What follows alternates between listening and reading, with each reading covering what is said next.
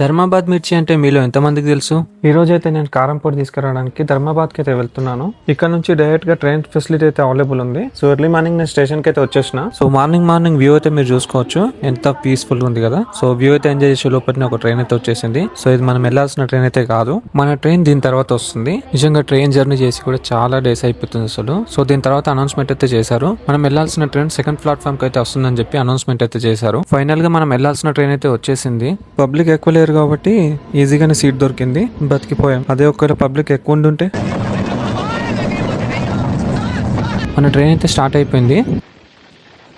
Final గా ధర్మాబాద్కి అయితే వచ్చేసాం మనము. స్టేషన్ బయట మనకైతే ఆటోస్ అయితే అవైలబుల్ ఉంటాయి. మిర్చి మార్కెట్ అంటే వాళ్ళే తీసుకెళ్తారు. 15 రూపీస్ చార్జ్ చేస్తారు పర్ పర్సన్ కి, కానీ నాకైతే 10 రూపీసే తీసుకున్నాడు. ఇక్కడ మీకు కనిపించేవన్నీ కూడా మిర్చి షాప్సే. మేము మిర్చి తీసుకున్నాక వాటికి తొడిమెలు తీయించాము. వాటికి కూడా ఇక్కడ తీయడానికి మనుషులు ఉంటారు.